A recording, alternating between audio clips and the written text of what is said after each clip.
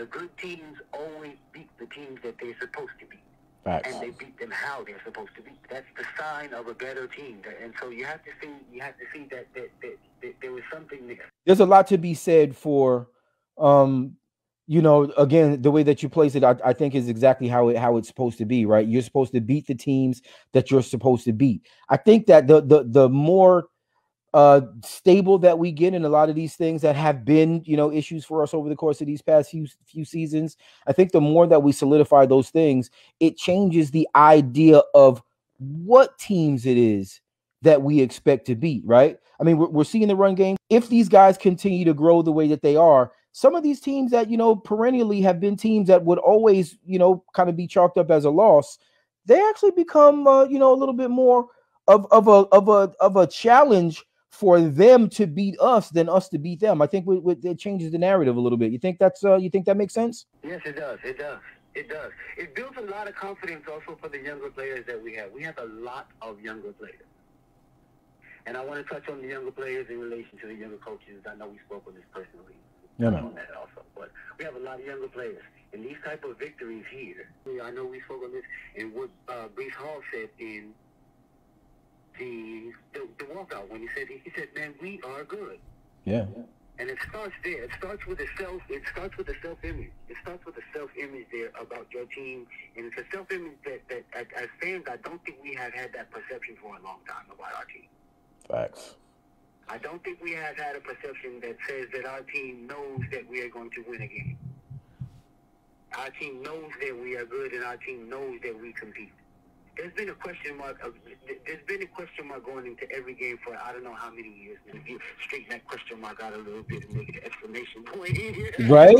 Right. You said something just a moment ago that I think, in reality, maybe needs to be said a little bit more with regards to how it is that not just the fan base and the media and all of that, but how the team sees itself, right? We know these guys are young. We know these guys are hungry. There's always a narrative about same old Jets, same old Jets, same old Jets.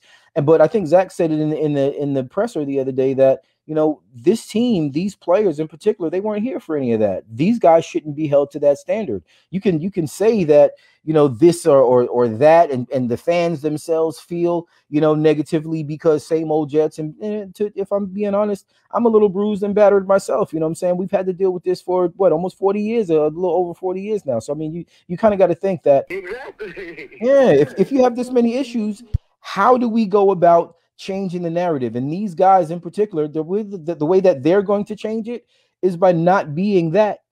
They're just not going to be that team. They're not going to be the guys that find ways to lose. This is a team that apparently would prefer to snatch victory from the jaws of defeat instead of snatching defeat from the jaws of victory. The all-around mentality of younger players now that are coming up, it's just an aggressive mentality. It's much more aggressive. Even you see it more so with the offensive players now coming out. They're aggressive. The receivers are aggressive to the ball. The running backs they're aggressively running the ball. Running backs are catching passes also.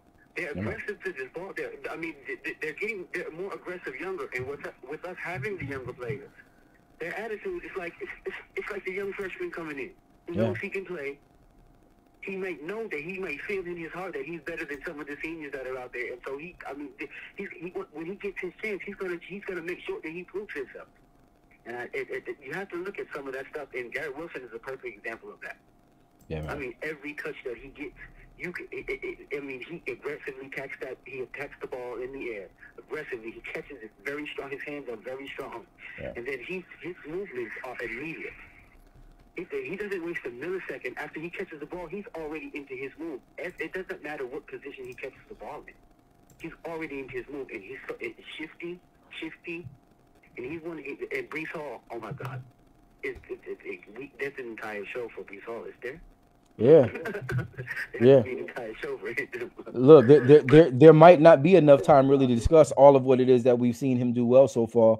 And I mean, if you remember last season, just to kind of preface why it is that it took so long to get in, it took Michael Carter a few games last season to really kind of reach his stride. So what it is that we're seeing from Bryce Carter is still not even the best that he can be just yet. Imagine how scary that is for opposing defenses.